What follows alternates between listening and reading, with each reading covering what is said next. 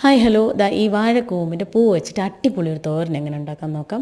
അതായത് നോക്കിയാൽ ഈ വാഴപ്പൂവെല്ലാം നമ്മൾ എടുത്തിട്ടുണ്ട്. ഇനി ഇതിനകത്ത് ഒരു കറുത്ത അതായത് കണ്ടോ ഒരു തണ്ടുണ്ട്. അപ്പോൾ ഇത് നമ്മൾ എടുത്ത് കളയുക. ഇതിന് കുറച്ച് കയ്പുള്ളൊരു സംഭവമാണ്. അത് മാത്രമല്ല ഇത് ഭയങ്കര കട്ടിയാണ്. നമ്മൾ തോരൻ വെക്കുന്ന സമയത്ത് അത് വേവാതെ കിടക്കുന്ന ഒരു സംഭവമാണ്. അപ്പോൾ അത് കുറച്ച് സമയം കിട്ടുന്ന സമയത്ത് ഇതേപോലെ എടുത്ത് മാറ്റി വെച്ചിരിക്കുക. അപ്പം ഇതിന് ശേഷം ചെറുതായിട്ട് കട്ട് ചെയ്തെടുക്കുക. അപ്പോൾ ഇതിനാവശ്യമുള്ളത് തേങ്ങ ആവശ്യമുണ്ട്, കുറച്ച് വെളുത്തുള്ളി ആവശ്യമുണ്ട്, കുറച്ച് മുളക് പൊടി, കുറച്ച് മഞ്ഞൾപ്പൊടി, ഇത്ര മാത്രമേ ഉള്ളൂ ആവശ്യം. അതിനുശേഷം എന്താ നമ്മൾ കടുക് വറുത്തിട്ട് അത് ഈ അരിഞ്ഞു വെച്ചിരിക്കുന്ന തോരൻ്റെ കഷ്ണങ്ങൾ അതിലേക്ക് ഇട്ട് കൊടുക്കുക.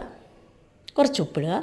ഉപ്പിട്ടതിന് ശേഷം നന്നായിട്ട് ഒന്ന് ആ എണ്ണയിൽ മിക്സ് ചെയ്തതിന് ശേഷം നമ്മൾ എന്ത് ചെയ്യുക, കുറച്ച് വെള്ളം ഒഴിച്ചു കൊടുക്കുക. അപ്പോൾ എല്ലാവരും പറയും വെള്ളം ഒഴിക്കുമ്പോഴത്തേക്കും കയ്പ്പ് വരും അങ്ങനെ പറയും. പക്ഷേ വെള്ളം ഒഴിച്ച് വെന്താൽ മാത്രമേ നമുക്ക് ആ വലിയ കയ്പ്പ് കുറച്ച് കുറഞ്ഞ് കിട്ടത്തുള്ളൂ. വേവാതെ നമ്മൾ എണ്ണ ഒഴിച്ച് കഴിഞ്ഞാൽ അത് വേവ് ഒരുപാട് ലേറ്റാവും. അത് മാത്രമല്ല വേവ് കുറച്ച് കുറവായിരിക്കും. അപ്പോൾ എന്താ കുറച്ച് വെള്ളം ഒഴിച്ച് കൊടുത്തിട്ട് നമ്മൾ അടച്ച് വെച്ച് നന്നായിട്ട് വേവിച്ചെടുക്കുക. ഇത് ഡ്രൈ ആക്കി എടുക്കുക.